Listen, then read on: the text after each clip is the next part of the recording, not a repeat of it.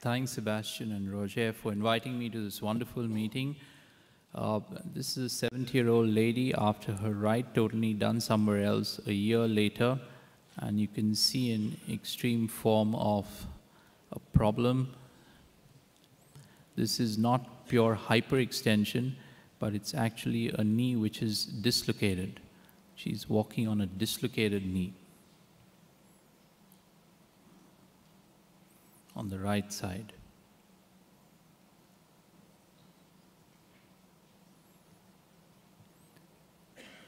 So if you look at the X-ray, this is how she presented with these X-rays. These were her pre-op X-rays, so not a great deal of deformity to start with. Immediately post-op, this was the X-ray. The patient was reduced, put in a plaster. For a month, it dislocated again, and she was advised to undergo a revision. She refused and then came at that stage. So you can see the amount of posterior lag at the time of surgery. We put in stemmed components. We used the TC3 implant. We revised everything, and were able to restore this patient. And that's her post-op range of motion, approximately 1 month following surgery. So what are the causes of a large flexion gap? We've heard some of this before. Undersized femoral component, not being able to restore the posterior condylar offset. Increased posterior tibial slope, particularly in some CR knees. If you've had a large flexion contracture preoperatively and you've attempted to correct that, you often have a residual flexion gap which is excessive. You may have done an excessive posterior medial release leading to this problem, or it could be an inadequate distal femoral resection. All these would go to lead to a larger flexion gap.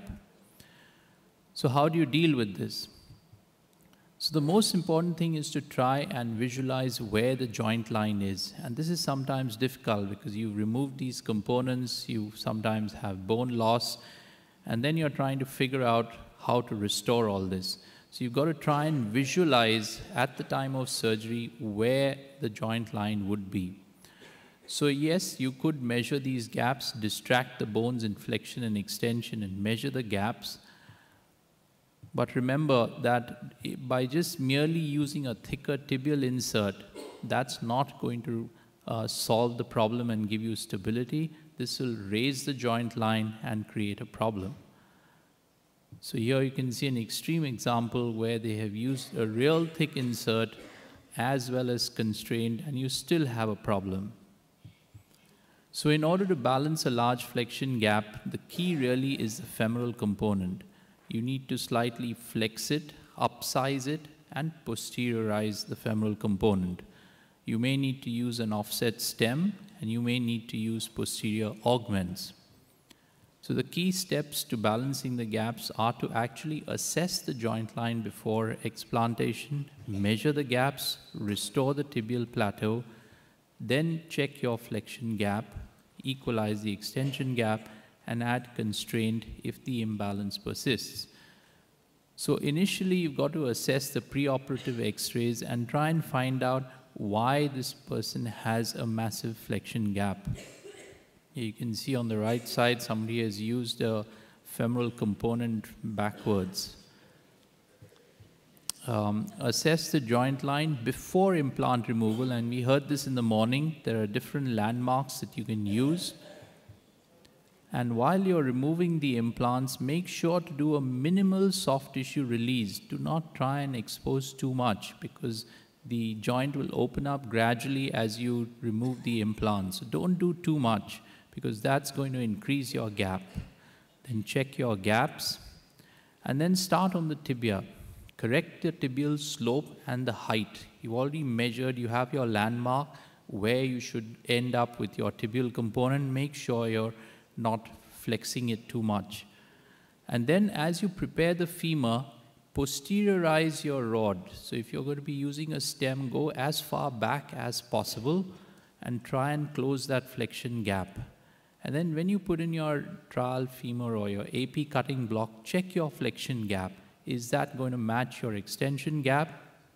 If it's too large, then you can increase the size of your femoral component and reduce the flexion gap by enlarging it.